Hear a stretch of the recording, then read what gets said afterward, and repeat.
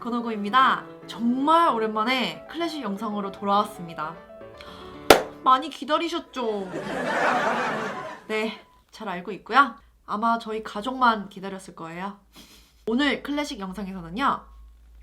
응답하라 1988 올드암과 트렌디암 그리고 바흐에 관해서 얘기해 볼게요. TV 자동차는 물론이며 특히 우리가 모두 흔하게 접할 수 있는 가장 큰 변화는 핸드폰이잖아요. 상상 이상으로 발전되고 달라지고 빠르게 변해왔고 또 어떻게 변할지 모르게 모든 게 빠르게 변해가고 있는데요. 특히 요즘에는 마치 청개구리처럼 이것만큼은 이거 하나만큼은 꼭 슬로우하게 혹은 아날로그로서 꼭 지키고 싶은 것들이 몇 가지가 있어요.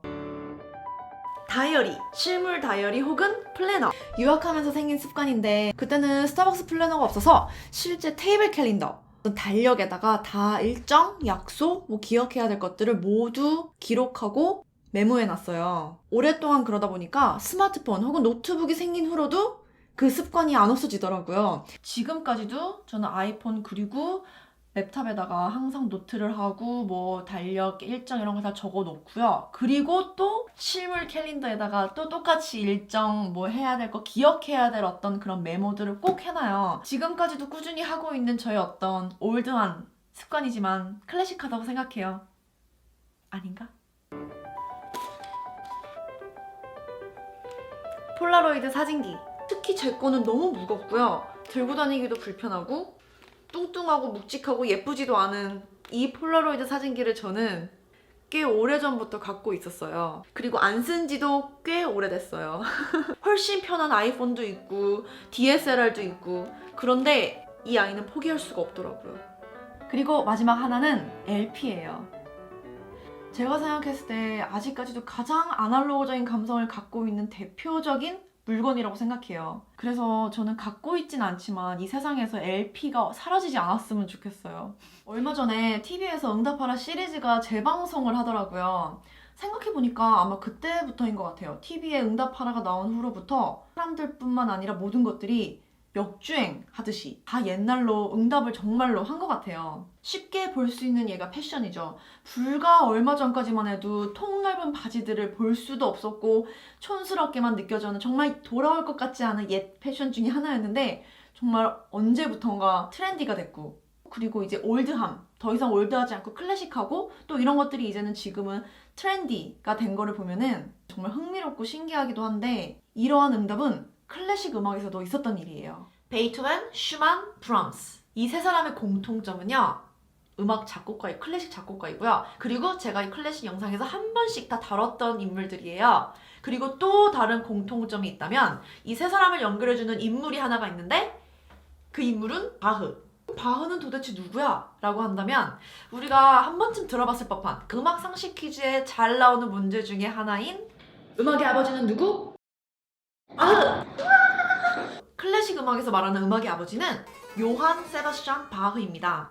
조금 더 디테일하게 구분을 하자면은 클래식 음악을 4개로 나눠보면요. 시대를 바로크, 고전, 클래시컬, 그리고 낭만, 로맨틱, 그리고 20세기, 20th century가 있는데 바흐는 맨 위에 여기 바로크 시대를 대표하는 작곡가, 음악의 아버지예요. 바흐의 음악에 있어서 가장 중요한 것이기도 하고 그를 음악의 아버지라고까지도 만든 것 중에 하나가 카운터포인트, 한국말로는 대위법이라고 해요. 아까 제가 처음에 언급한 세 작곡가 베이토벤, 슈만, 브람스 베토벤부터 보면은 혁신적이고 대담하고 진보적인 스타일로 유명해요. 그 세대 스타일에 조금 안 맞게. 근데 후기, 인생의 끝부분에 가서는 베이토벤이 선택한 거는 더 화려함, 더 대담함이 아니고요. 오히려 역주행을 했어요.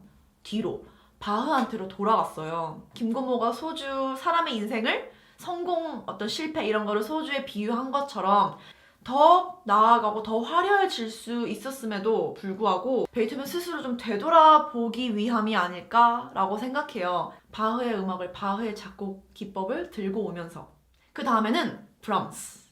다른 말은 언급할 필요가 없고 이 편지 하나로 브람스에게 바흐란, 브람스가 생각하는 바흐의 음악이란 어떤가 다 설명이 될 것 같아요. The man writes a whole world of the deepest thought and most If I imagine that I could have created and conceived a piece, I'm quite certain that the excess of excitement and earth shattering experience would have driven me out of my mind.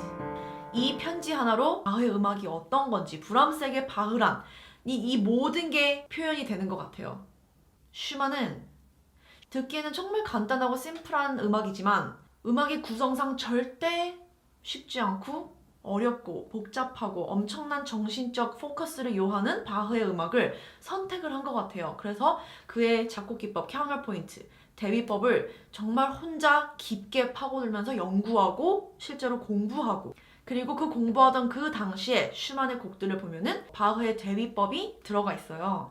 슈만 같은 사람에게 있어서는 바흐의 음악이 어떤 치료제, 슈만의 마음을 도와주는, 슈만의 마음의 안정을 찾기 위해 도와주는 그런 역할까지 했던 바흐의 음악이라고 생각해요. 피아니스트 조성진이 월간 객석하고 한 인터뷰 중에 그런 말을 했어요. 트렌드는 늘 바뀌지만 사람들은 항상 옛것을 그리워한다라고 클래식 음악에서도 존재하는 옛것과 트렌드의 의미를 짧게 언급한 적이 있어요. 응답하라 1988에 나왔던 청춘 그리고 걱정 말아요 그대 같은 곡들을 들으면서 우리 모두는 각자 다른 감동과 위로를 받곤 하잖아요. 그리고 또 실제로 겪어보진 않았지만 그때의 정서를 느낀다는 건 아마도 우리 모두는 마음속에는 항상 옛날 어떤 옛것에 대한 그리움이 있기 때문인 것 같아요. 오늘 클래식 영상은 여기까지고요. 재밌게 보셨나요? 좀 지루했죠? 제가 최대한 덜 길고 덜 지루하고 좀 간단하게 만들려고 하는데 어떨지 잘 모르겠어요. 영상을 끝까지 봐주셨다면 지금 제가 말하는 영상까지 마지막까지 오셨다면 좋아요 눌러주시고요. 다음 영상은 편집 방법 영상이 될 것 같아요. 다음 영상으로 아주 곧 빨리 돌아오겠습니다. Bye guys!